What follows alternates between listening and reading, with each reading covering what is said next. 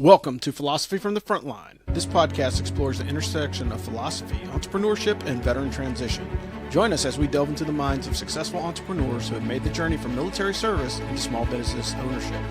Our guests will share their insights, experience, and unique perspectives on life, business, and the world around us. Through deep conversations and thought-provoking discussions, we hope to inspire and empower our listeners to tackle their own challenges and achieve their dreams. So sit back, relax, and get ready to explore the world of entrepreneurship from a veteran's point of view. This is Philosophy from the Frontline, and we'll see you on the high ground. Hey, what's going on, everybody? This is Rob from Philosophy from the Frontline. I'm trying to catch you guys up because I've been super busy. So this is going to be a quick overview of what's going on, how we've been doing. And I say we, that means me. And what's heading on in the future for the show this year.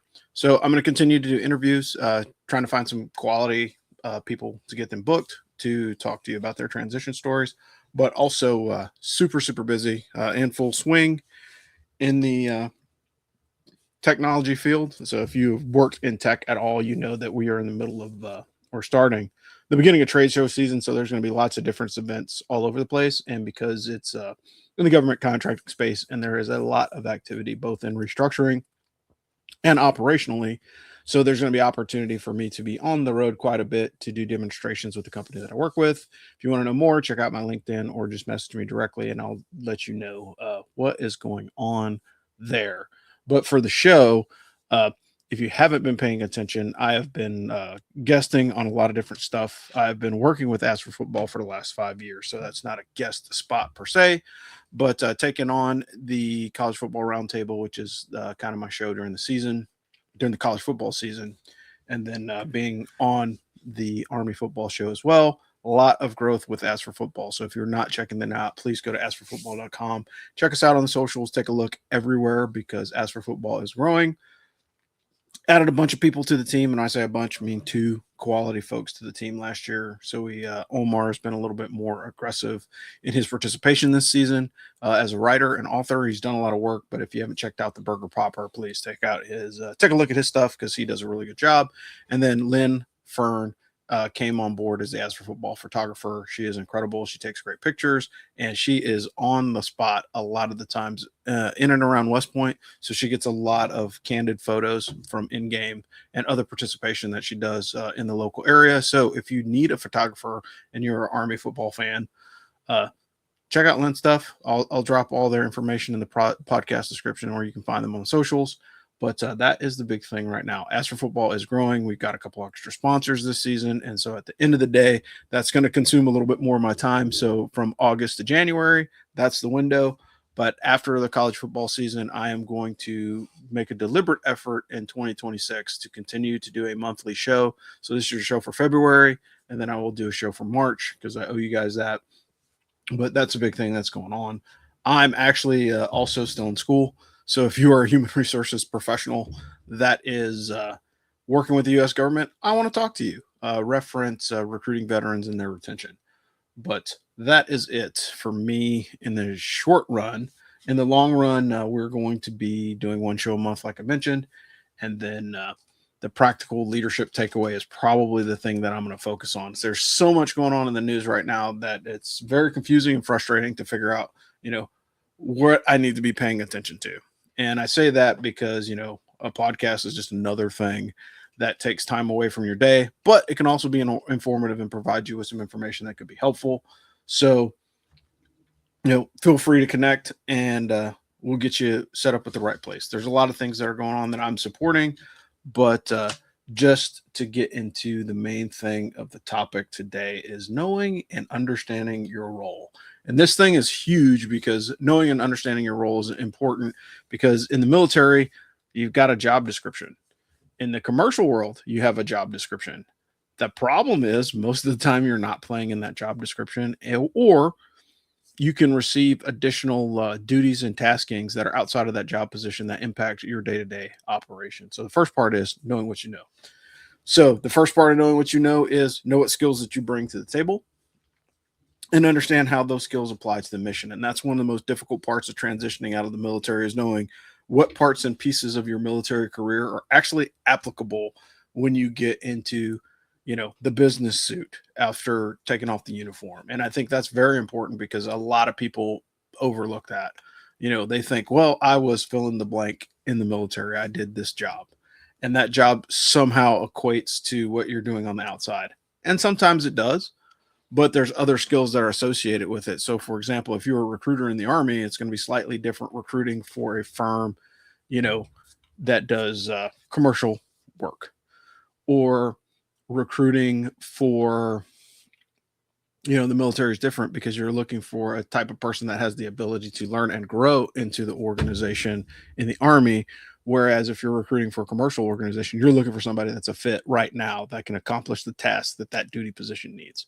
And so that's an important part of it. uh, the other part of it is role drift. And I say that's because everybody that's competent typically ends up doing more work that's outside of their wheelhouse. And that's just a curse of confidence. And we've talked about that on the show before. So if you do a good job, you're going to continue to get more work. And if you mess something up, you're going to continue to get more work to give yourself a chance to recover from whatever that shortfall is. And then the cycle starts all over again. Here's the topic that I really got to dive into. And this is one of the things that I'm hot on right now. And you'll hear me make some comments in the coming weeks on John Mark Wilson's show, The Beaten Zone. Had the opportunity to revisit The Beaten Zone with my first Sergeant Swift and my FSO Staff Sergeant Troutman, who wrote the book about the company. If you haven't checked it out, it's The Legend of Black Hawk Company. Or I'm sorry, Gods of War, The Legend of Black Hawk Company 123 Infantry. And that is a great book.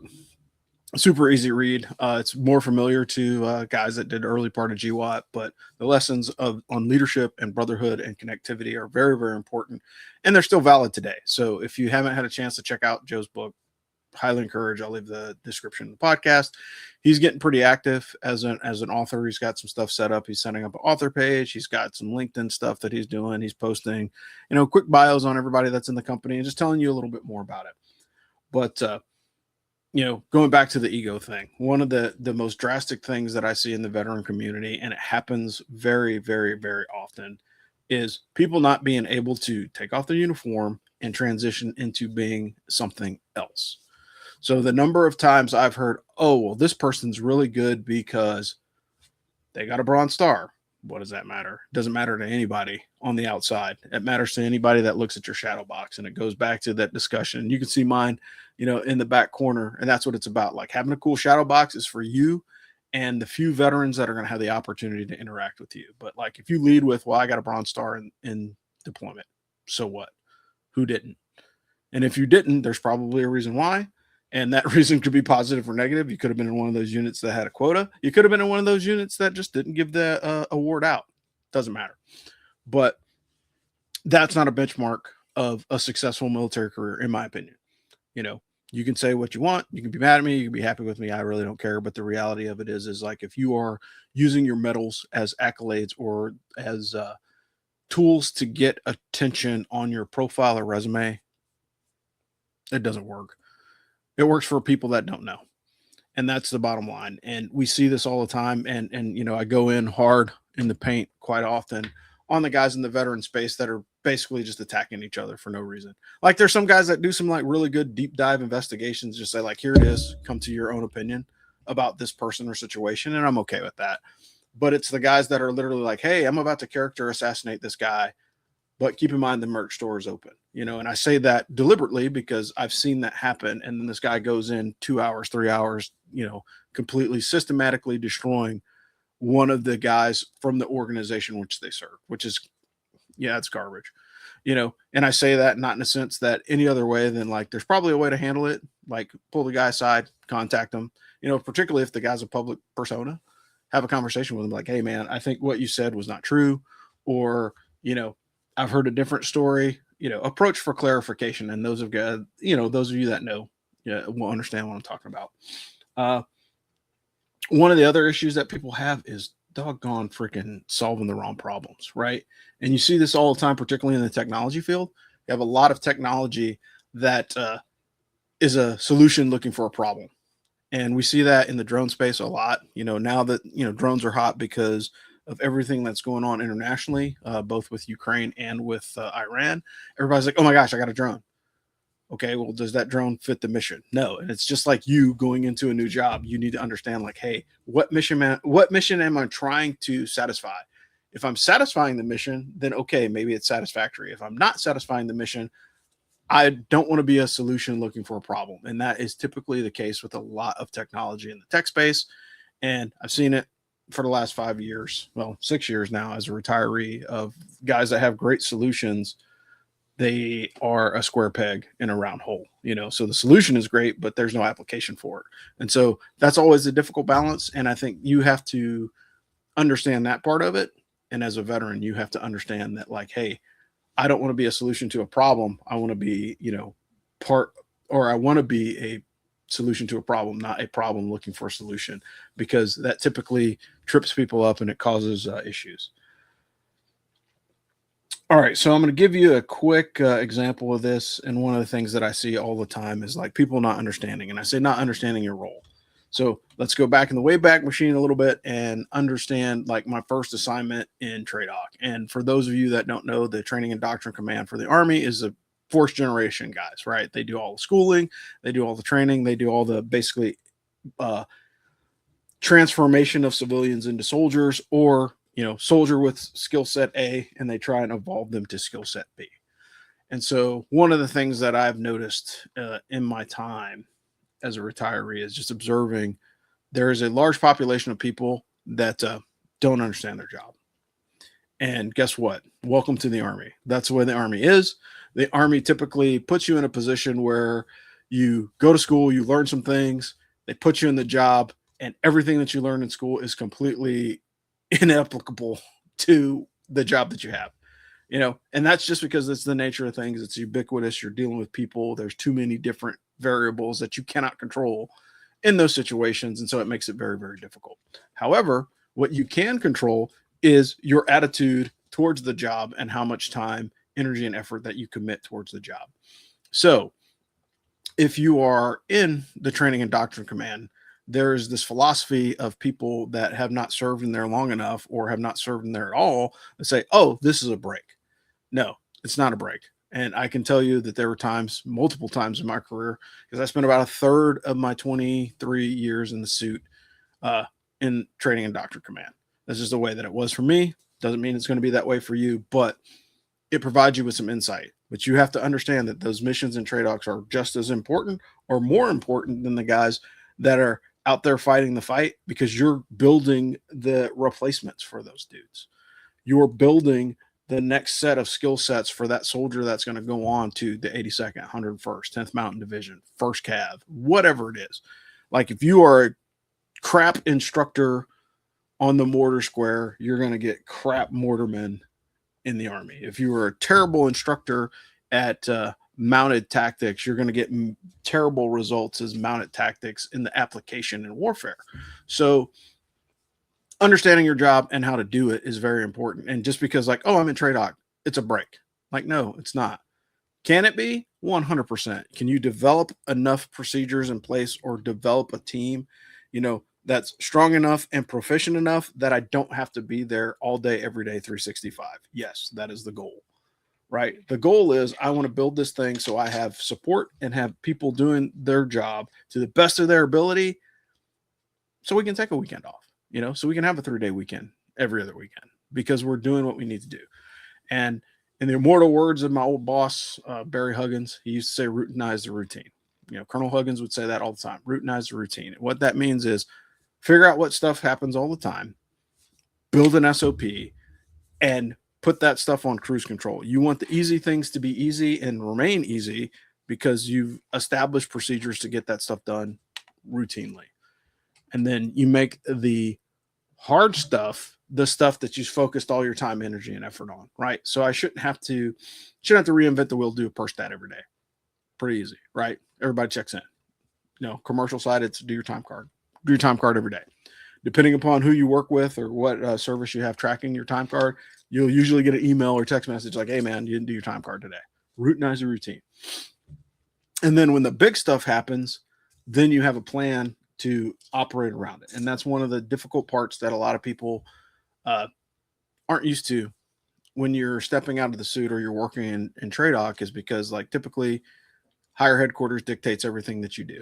When you are in a training organization, you dictate a lot of the stuff down to what your soldiers are going to be learning or what your NCOs and your junior officers are going to be executing. So, for example, when I was basic training company commander, one of the things that we did was we would lock in our 16-week OSIT rotation in the freeze meeting. And that freeze meeting took all day long because you had 20-something company commanders all squabbling over finite resources on the installation. And so you would work through that to develop what your training plan would look like so you could train, your privates to be soldiers in the Army. Well, the upside to that is it's a lot of hard work. The downside is if you don't resource it properly, you could screw yourself up. Or like, say, for instance, you had to, basic qualification range, and you thought you had the one that was on Sand Hill, but you actually got assigned the one that is on main post. Now I have a transportation issue. Oh, crap. Well, how do I do that? Can I shuttle 200 kids in a pickup truck to that range? Yes, it's going to take you all day. Or can I request buses? Well, if you have thought about it and you've routinized the routine, here's my bus request. These are the things that I need to do. So then it becomes an easy process to make that happen. But if you've never done it before, or you don't care about paying attention to those things, all of a sudden you're 24 hours out, 6 hours out from executing a rifle range and you don't have anything resourced. And I see that often, particularly in the military. And sometimes it's a lack of resources, but other times it's a lack of personnel being engaged. And that's all that I'm saying. And this part is like knowing your role is being engaged to what your position is and what your position requires in order for your organization to be successful. That's it, right? That's how you do it. The other part of it is if you're building your team, the best way to build your team is to be present. And Nate said this on one of the other podcasts a year ago or so. Nate Helfer said this. Sergeant Major, retired, said, leadership by walking around. That's a big deal. Right? As a leader, you want to create enough opportunity or have enough of your routine stuff so routinely that you can break away and do things. And then the last point I'll give you, and then we'll wrap this up, is one of the things that one of my old bosses did. So when he first came into the unit, we had a ton of meetings. I mean, it was meetings twice a week, and those meetings twice a week happened for about the first 60 days. And the reason why those meetings happened for the first 60 days is because he was trying to learn the information. I'm trying to understand how this unit operates, what the SOPs are, and how we do these things. So we would have command and staff one day. A couple days later, we'd have a training meeting. And we would do that every week. And then at about the 60-day point, it's like, hey, we're going to do every other week, command and staff, and then training meeting. And then it got to the point where it's like, okay, hey, now that we're in the routine, I understand how everything is going. Bi-monthly command and staff, once a month training meeting, right? Or reverse that. I can't remember at this point because not even looking at the battle rhythm. But the reality of it is establish your battle rhythm, right? And the more professional your organization, the fewer meetings that you have to have in order to be successful. And I say that because if people are communicating all the time across all lines of business or across all sections, then there are no surprises because you've talked to somebody about it. But if you're one of these people that are like, oh, information is power, I got to hold on to everything, you're setting yourself up for failure for two reasons. One, the first reason is it's like, look, like knowledge is power, guard it well, only works for freaking Space Marines, right? Share the information with the people on your team so they can understand. There's people that have insights that you don't. There's information that may happen. There may be somebody that was like, oh, I was scrolling through and there's this new DA pamphlet that just came out. We need to review this before we make this change within the organization. Oh, crap. When did that happen? Oh, it just dropped like 2 days ago, right? Somebody needs to be paying attention to those things. But if you have an SOP and says, hey, look, when something new happens, this is how we review it, or this is how we add it, or this is how we take it away, then you're more confident and comfortable when those situations outside of the norm happen. But again, this is really it for this week. I'm going to try and wrap this thing up. I got about 30 seconds before I hit 20 minutes. So this is Rob from Philosophy from the Frontline. Two things that I would encourage you to do, or several things that I would encourage you to do before we wrap this thing up. First thing is subscribe to Philosophy from the Frontline. I'll be dropping shorts on my YouTube channel. You'll also get this on audio version as well. It'll come out here shortly. As for football, if you're not following As for Football, I'll put all that stuff in the podcast description, but it's a great source of information. If you're an Army sports fan and you like Army sports, check us out. If you don't like Army sports, listen to the College Football Roundtable when we're in season. I mean, it's a great opportunity for you to, get our take on college football. There's plenty of people out there. We'll take about an hour of your time a week. If you're not listening to John Mark Wilson's podcast, The Beaten Zone, I think you would enjoy that. And I would say, because our perspective here on this show is like, hey, if you're a friend, we're going to promote you. And John Mark is doing great work.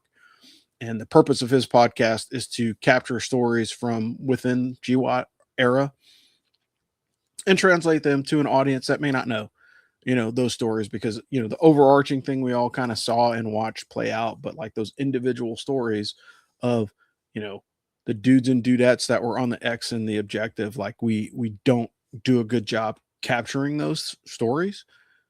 And a lot of the stories that are out are, back padding and people that are trying to sell books, and this is a project that literally every profit or proceed from every episode that he does is going towards a 501c called Operation Freedom Paws, and it's taking care of, animals and veterans. Can't complain about that. And then the last thing is just share this thing around. Like, I do a lot of interviews. If you're a veteran and you want to talk about your transition story, if you've got a cool one, I want to talk to you. If you got one that's kind of boring, I want to talk to you. And the reason why I say that is because military transition is like DNA. Everybody's DNA is different. Just like everybody's combat experience is different, everybody's work experience is different. However, there's all commonalities that come out of all those things that could be beneficial to someone. And if I can record, have a conversation with somebody and put something out that, prevents somebody from having an oopsie or an all shit moment while they're working, then that's what I want to do. Or transitioning. Those are the things that we'd like to cover. But again, all those things are going to be in the podcast description. And, look for As for Football, look for The Beaten Zone, check out Chart Troutman's book. And we'll see you in a couple weeks. Like, I'm Rob from Philosophy from the Frontline. We'll see you guys on the high ground. Thanks. Thank you for tuning in to this episode of Philosophy from the Frontline. We hope today's conversation gave you valuable insights into the journey of veterans transitioning into the world of small business. If you enjoyed the show, please subscribe, rate, and leave us a review.